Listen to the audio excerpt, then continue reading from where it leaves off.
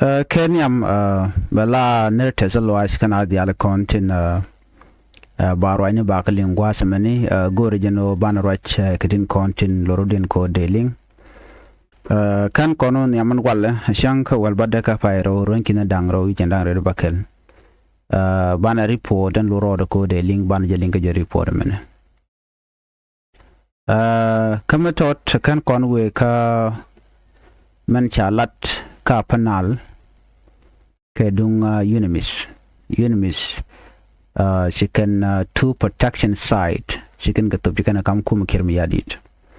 a reason dan top kan ke je ke report stana shano ngwada me bana nyakel shan abden mutot challenge ling ka quick core kono to okos na ba korm dit okay she korm tot mugorde kon diale kon tike ngaitin kon which when jen ka je when jen ka go entem right now right corner ne so bana liang tina go kore se tuore loka she kum SPLIO she win victory to SPLIO she go korm go gana ter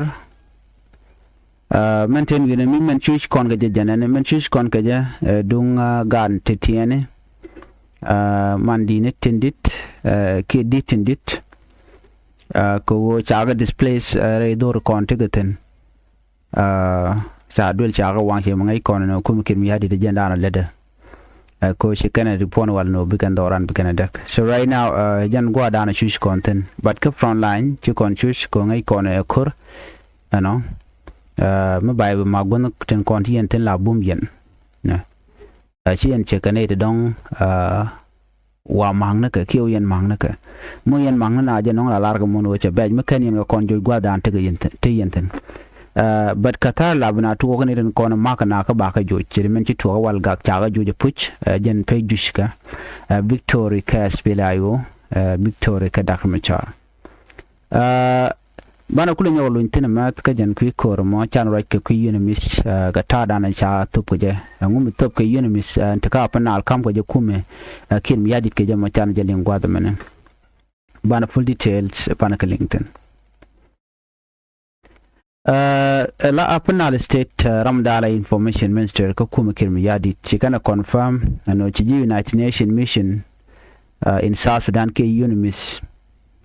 chicken to protection of civilian site chicken ga kam kuma kirmi yadit na te wuri shale Peter ngojo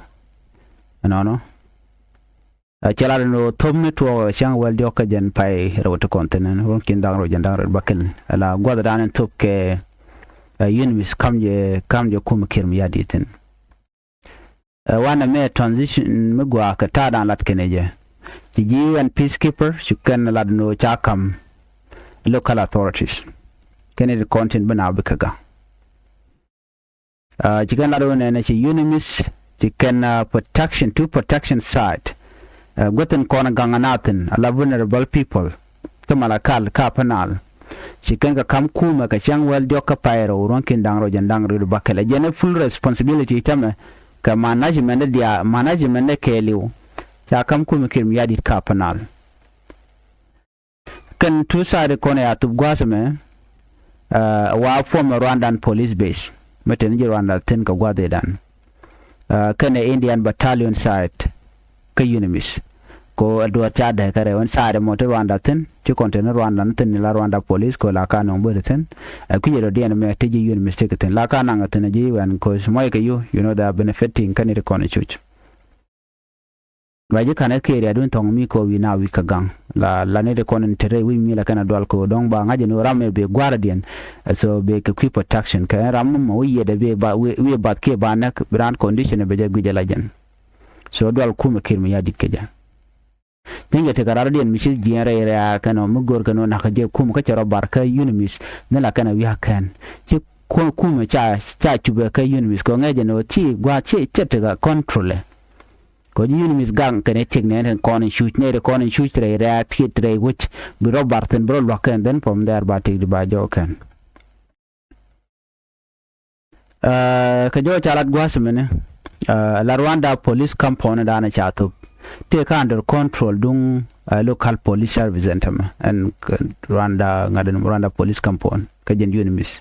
la Indian battalion site cha kam community members ne de kon inside POC ne de inside POC mi ga tat kia ga jang kia ga nuari wak cha kam ne de kon tila members den ching rejum ko den de wan ching rejum especially tat anon ko tam me dan te ne dial te ga ten nuar ten ka jang ka tat dong da la gwa de dan mi ko mi to ne kam nuari kana tat don je ne chin nuari cha ren wi rejum ko nuari chan ka je donc ne de to ten chan ka je jang kana tat ka ta ko ko na lat ko din chikana ladano nene chago di alto chaga kam kuma kim yadit kana bikan polin bikan ga deployed ala police officer kan bi area bikan secure kelu ka bikan law bikan maintain law bikan di al bikan kalatu better under control yen chana ko giten micha yuni mitaje ko tup ja kam kuma kim yadit katam right now take control dung den ka local authorities ke kuma kim yadit Kenyam lad unimisangu cause another ente unimis adengu Kenyam angu ko ten wana mo based na mo michalebtin o bangulel unimis ladetin kodi mulu kon joko korun te paiwa jete kormi to gona inside unimis kajen malakal kajen POC te kormi ci toktan kodi ci tok toga kam nuare kan tat yinedin wan ci gluten lungan gwa kormo Nere konin kwana da kane da ti kwa ti chorga ti ji unimis. Da shi long kula to bantama. Ko long cha to bantama kam jo kum kem yadit. Ne timo atilla na target base no jinga. Ko me chala local authority la cha kam ne kon la kum kem yadit we mean that eram to ngwa ma shi serve anymore cause bigala na agenda ne kenten tele agenda me balat ke safety of civilian cause me ngai kon madan le rode bara ngaje no enemy we ka kir ngada jeno tele meten me gwam betokten so jenna ajeri ga dan tokten no mona lar ke yin yewo ne POC dung malakal cha kam kum kir me yadit mi jiram mu chun kele kum kem yadi da okay tele ji problem but yen wara de ye kula warning en wonena warning dun jana it doesn't matter mi chun kele kem yadi chebe to cause ene ko na nyin ka kir kan ware mite mi ji to ko front line cha nen ni jang ke anen ni tet gwa dan to korten bin ya target gwa dan titen a ching la de jen wo you are not part of man le road ne de take ne de jek just believe that because chikono wan chana kan erect one change kan naga George baje luche kan je mandan luche kan wan no malakal chugun je no ko rodu gore ke social media lo ko baye ko ngaje no jirandien chebutok ram ko rode ram je chi ram gwa is better they road gang they road way which they guarding they within ko ruin baje identify jinwa yang on je no shi jinwa ba dil barar bokaji aba George no jinwar ko mi jira mai la to la ngai jinwar den bai target kan they know that an to boche jide kan bono kwaji ka tung ne to la jeno jin mitel re mi tin to kan ne to gwa dan tikten je me dan ji ko ngaje ne me chire me je to ka balit me ja balit cha yan mai ka cha je kaf anware kan anwar la nuare tin kon la nur wayami kan SPL ayo chiko me da ne cha wala chiko ne tene de shaluch within malakal lan nuare dina kana ko ngai kana ko reji to la kana wiya nang la kana ubine ke je ka malakal pa je ka panan so protection do ne very important je ne kwana la jogo ne mi che baje longan chiang re ka malakal why not run where ka POC where ka unimis but I now to bad thing chiko to ko di unimis ta bite control kin mi yadi chiwten ba je jenti re ra go ba je. So what are you going to do? Mubelelo. Ere condition kanam. Kajin la kula gwe ndo budan deru nyam kuje. So muje George no nakana no. But brolelo jin neutral but kaka shi jin neutral. Jin enemy ka wandien. So goro no buwa kap pero du git ka do budan deru we kuje. So chan me chan jelinga gwanu unimi tala tet ka kirmi yadit. Can to camp on the POC right now. Na bukon ngaji no tera mi chiro ka malaro ala yuni misante ka malakala no tel no atiaten okay mi chin wari kan tente ne nuara ram kal jin wari te ka town te ka malakal town ne re which a reason dien no work ka town on ram kal ti alar no a kore dan ci to ka POC me ci na liuten den cha on wala ka jen ko POC wan taten jen gwa tan so ta den gwa mate ka met by the way jen gwa dan bu jekten c'est le guardian bu jekten chere ga ne chon inshallah bar me gwa mate ka met bi you will see them there so bu wan kanten no sheng men yuni misa gwa te ka ku kore dan ci to ngai kono Malakal wan kanten kana jankel so mi le ga ka POC ka bu lo nyinga Nuer kan Nuer le re ci mi dan ko na ngaje ne ka jen 2025 and 5 ngai kon min ci tokten mi gor kana re ka Malakal gor kan Nuer wan ka dor ken kana wana min re dole akui kode tele yuni mis ya ka re yuni mis te gwada so me ram go te la to ka ce nga gwada mo is better de te ka yuni mis kwan ba te ba gangtan ko de te de go te ka tende de nda nyingi UN United Nations jen kwala chol ge mo yuni mis ka jen kwana la ganga je ban mi sa ge ku wojen tamma tit ka dien alo ce kana tup ka ta dan tup kana ja we kon ngaje no check don't chase self anymore in it kon to ka Malakal so anything but in the long run ka kan ne to jor to ne ngai je no bo we je ka ya is better me te gwa de ra tan there waiting at this time okay come gwa ka ji your security ngade gwa ya the problem you be there but ngade no gwan taran ka kan jor kon to kel kon nyir kan kon long so yen chirian ka hostage chentama ko mite mi chalat ka ne ken gwaden buga yoje ga tia gwadan ti yentana so ngaje tin ko ne lat karodien a widon ci tetengen ke biarun palpin ngaje no ritin wan katen kwana we karizen jen ka je unimis ka Malakal ji unimis kan jen lora bang tikana ngaje no tele ne gankan ka unimis tene kan ne ko no gurga kon karwara latet telum do dien mi ten wana mo tene de ganka ko mutene dor kel re unimis chegmen ji kon linganen atene dor kereda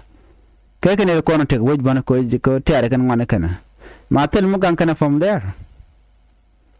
ko kana ten wan gu kan no telere so right now ko chin wane jan dor kel moten so teleka use kan baga jen kataram na ka bona there's nobody is attacking them in do bran jen ke ji unimis. But what if in the future, Michi reacted to work and then she corrected to work Malakal? Anga buga ba ko nyok stable ni nyok kene re kondi reje miti la de ni ke polin ko na chana ko polin ko na lerte mo ke POC tin chala ba deploy ruden dial donc teat kene ja kene ko na ba deploy kene ko na biditin bi ne ken gang so right now chika na gang ne ko di to don gang kene ka chuer o mi ga kam ken the same people ba. So you mean that we can need mo cha nga jeno che tel ne mo te yuni mi zero yele ten dor kalten aga kwa jo ka ku ga Malakal ka jile te ka protection sa ga POC ko tel ko raten tel fight ya ten en POC ka tel ko ya ka Malakal ko se self aka were ra ka ku chin ra ka chi humanitarian la west and then humanitarian ka go den kon ko tekten chet ka jongle state ten go kon shu natan ko mi cha jeno no ko en unimis mi jen kala la kana jen gwada ngai kana gwada mo tele korea tin cha 7 already tel mi la rekten tel mi jen mi la benten tel ne ni ka tel jiko so mena me ajeno no okay let them move to the town kana de kona taka unimis akwa gazme jen fu ba guje no tel unimis an gwada mo den obi kan la kreno ibia ne kun bia ka ga ngai kon consequence mi che mi joje no cha kwa ne local community no kan ke government and government kunne kala joje kan jen government ana kwala lat gwalat na me dio je beje mat chane kun joj kayen bilal your protection dia na ka within that camp na shaga joiten ma too much okay there beje mat so report me bala je report ana de nyaa yekel kwana we no ka ko dana to ka jongle state ko to ka jongle state me chala ye hanin victory victory ne de kon shuch ke de ni agwelek force victory ka spele ayo ka victory kanware so mi shikane me ngai kona alatet chare ale kelo no de kanware de kan ga joy kel ka madien ke jang kan nware wer kon charan matkel jenda me mission dien teleka mission do dien minen yana to te ka country mu ku kan liberate da kai ne jen kan nyirian kan wore jen jak ko buga we ka front line so men me chi tuok ka Malakal men yenen ka tet kam yen ka jang men right now men jak Johnson go babat because she said news to reach out ka already go take a god ten di chanak ano apadang dinka militias ka fa sure county ka Malakal cha na ka fa sure ya ne Malakal kan gad tet jang ala jang padang ki dinka padang ano awachi tekene kena tega match chicken we chicken gat ten de chup ko dokol ngwani gan nganak chicken nganak jan pa shoda ka chicken bunag we den ray Malakal fonde cause we can no can sharar madala to ke jang alo de kan wade kan ka flash out chirman let kana she kon di alnen taro kan social media all those things but right now I shall turn kaka so minan yana gwata mani ala tet let ka rutin long de kan war de kan de ka joy kel de kan all the places cha tinden was de kan ka joy raten banere ti mugi on tet like a power they do not have any power ne kan lor bankos tomorrow in the end of the day kan de kon bu shujurun mu mal woben ko ti ne kan war chirmenta right now to ga ka jang to right now la jang padang mon chirmai kona dinga padang kan kon nyin ka tet ko tet de kan mun dia na mai ke je ma janka so ci ko yoro lo nyoko mi tira rode gwanda na shi foje na nget kan la gole foje we kor we nyin kan ware lo kan jang ko bi guardian ni Johnson lin kan gad ken ko ken jerol ken bi ko le te ka power dia je shaling me chang me ci kim ya din me che jang ken che ko promote che national security service si ko ga kwanyin kan ta de kan gad ko kan ka promote ka gad ko kan ne ko ne ta front line ko kan ne ko kwar using them ki kan okay tu ko ne ka changa dana wo to la tok bi ga teran changa kel campaign kan ta bramring ne ka ring da la larka bi ka je di danan ke je kani ga je chairman la bar la ne kani ga je batok ki kan ham kan society den ngano de ga de kana gwa de kana normal people tishibe kaina bilado ko kone di bombo no mo la ya tu ko mishi yandor midit so na me bi anga no an ko dana tuo kare loka je agolek force jagatar ma chal ke chana jagatar kel kana ga jana content no ngana ga barga zalan to ngamo wu kan ware wu kan ga jo ke yana ken gwami ma general ken ka ga juba mat kan shainen to ngami chicken dier ka ga ken content li wankur of course kana ala no na kan ware no la kur na ga ne ideal batel mu be shet ko kulo manga andor la jangi ji jeka ramuran magdore la ngeje puji jeka ko jira mu dana megran mu chajo jojon teram orngak kedi jog do alieje laran ring pain ka ring chala ring lo ring mijina lo kan ne tigdu ti jog do liej ma dong ko kan government gon mu chana chaga joj la dunna tishi ka no den bil ladno chinga ka chetene ne jikap ka no ring ram ka ring de bad man we ka jel kan ka moral ko men ideas ka ke wo chaka moral lan go ne yene te ka civilian tel machi te kaya kan tel ga training tel me nyok nak bot ka jenta dan la de je so tel min bukana nongya tel ka torbiyeli just so when kon ga den bana do bil kan bana ka wang tel mi din militan that is the moral but thing like an ten bad go down and shaka kula jekan wer kono wi yana goro yana nak